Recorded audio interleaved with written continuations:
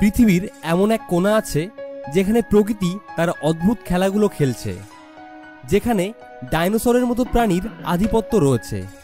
কমোডো দ্বীপ এমন এক জায়গা যেখানে প্রকৃতি আর রহস্য একত্রে মিলে সৃষ্টি করেছে এক অদ্ভুত জগৎ।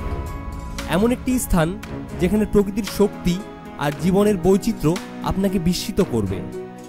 আজকের এই ভিডিওতে আমরা জানব কমোডো দ্বীপের ইতিহাস, প্রকৃতি, এখানকার বিখ্যাত ড্রাগন এবং এর সাথে জড়িয়ে থাকা কিছু অজানা গল্প। আপনারা প্রস্তুত তো? স্বাগতম কমোডো দ্বীপের মায়াময় ভ্রমণে। কমোডো দ্বীপ ইন্দোনেশিয়ার পূর্ব নুসা তেঙ্গেরা প্রদেশে অবস্থিত। এই দ্বীপটি কমোডো ড্রাগনের জন্য বিখ্যাত। কমোডো ড্রাগন পৃথিবীর সবচেয়ে বড় গিরগিটি বা হুইসাপ, যা এই দ্বীপে বসবাস করে।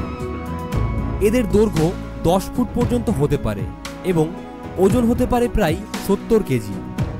1910 সালে প্রথমবারের মতো কমোডো ড্রাগন ইউরোপীয় বিজ্ঞানীদের নজরে আসে। স্থানীয় বাসিন্দারা এদের ওরাং ড্রাগন বা স্থলকুমির বলে ডাকত। কিন্তু কিভাবে এই ড্রাগনগুলো পৃথিবীর এই ছোট দ্বীপে এলো? কেউ বলে এরা ডাইনোসরের উত্তরসূরি, আবার কেউ বলে এরা ভিনগ্রহী প্রাণী। সত্যিটা কি? কমোডো দ্বীপের আয়তন প্রায় 390 বর্গ কিলোমিটার। এটি শুষ্ক এবং পাহাড়ি, যেখানে বনাঞ্চল খুবই কম। এখানকার গরম পরিবেশ আর খরাপ্রবণ ভূমি কমোডো ড্রাগনের জন্য উপযুক্ত। জানা গেছে এই দ্বীপে প্রায় 2000-এরও বেশি কমোডো ড্রাগন আছে। কমোডো ড্রাগন শুধু তার আকারেই ভয়ঙ্কর নয়, তার লালাই এক ধরনের বিষাক্ত ব্যাকটেরিয়ার বাসস্থান। একবার শিকারকে কামড়ালে সেই বিষক্রিয়া ধীরে ধীরে তাকে মেরে ফেলে। এরা আঞ্চলিক পাখি, অমেরুদণ্ডী ও স্তন্যপায়ী প্রাণী আহার হিসাবে গ্রহণ করে থাকে। মৃত জীবজন্তু এদের প্রিয় খাবার। কিন্তু কিভাবে এই ড্রাগনগুলো এত শক্তিশালী হলো? বিজ্ঞানীরা বলে এদের বিবর্তন কয়েক মিলিয়ন বছরের। তাহলে কি আমরা আজ সেই ডাইনোসরের উত্তরসূরির মুখোমুখি হচ্ছি?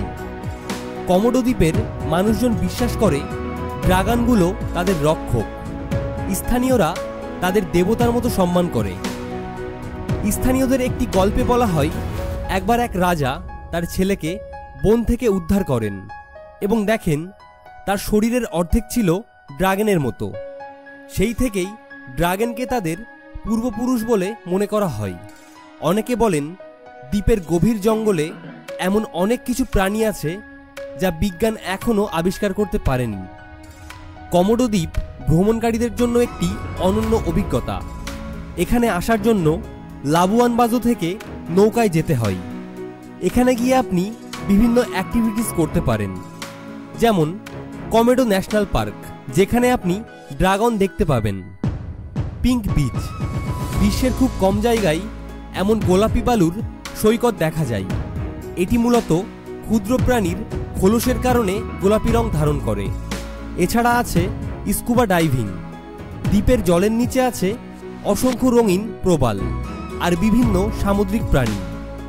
স্কুবা ডাইভিংয়ের জন্য এটি একটি স্বর্গরাজ্য। কমোডো দ্বীপ ভ্রমণ করা সহজ নয়।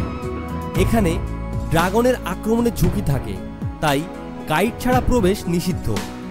এখানকার পরিবেশ এতটাই রহস্যময় যে অনেকে বলে রাতে এখানে অদ্ভুত শব্দ শোনা যায়।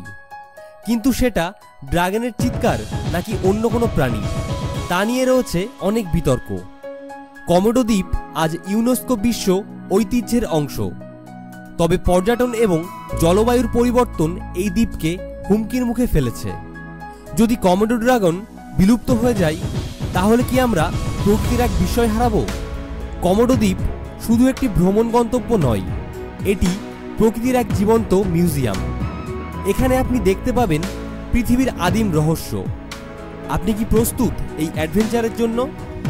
যদি আপনি কমোডো দ্বীপে যেতে চান, তাহলে কিছু বিশেষ বিষয় মাথায় রাখতে হবে। এপ্রিল থেকে জুন এবং সেপ্টেম্বর থেকে নভেম্বর এই সময়টি ভ্রমণের জন্য আদর্শ। ড্রাগনের উপস্থিতির কারণে সব পর্যটকের জন্য একজন অভিজ্ঞ গাইড থাকা বাধ্যতামূলক। ড্রাগনদের বিরক্ত করা সম্পূর্ণ নিষিদ্ধ, কারণ তারা অত্যন্ত সংবেদনশীল এবং বিপজ্জনক হতে পারে। কমোডো দ্বীপ শুধু একটি ভ্রমণস্থল নয়, এটি এক রহস্যময় জগৎ। প্রকৃতির অপার বিস্ময়, অদ্ভুত প্রাণী এবং অসাধারণ সৌন্দর্য মিলে এটি একটি স্বপ্নের মতো জায়গা। যদি আপনি কখনো প্রকৃতির গভীর রহস্যে ডুব দিতে চান, তাহলে কমোডো দ্বীপ আপনার জন্যই অপেক্ষা করছে। আপনার কি মনে হয়, প্রকৃতির এই বিস্ময়কর সৃষ্টি কি একদিন ধ্বংস হয়ে যাবে, নাকি আমরা সবাই মিলে একে রক্ষা করতে পারবো? আপনার মতামত কমেন্ট বক্সে জানাতে ভুলবেন না। আজকের ভিডিওটি এখানে শেষ করছি। ভিডিওটি যদি ভালো লেগে থাকে তাহলে লাইক ও বন্ধুদের কাছে শেয়ার করুন।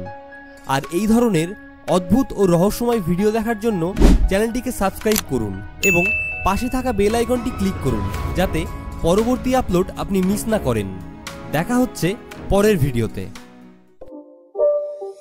It's not a game, sir.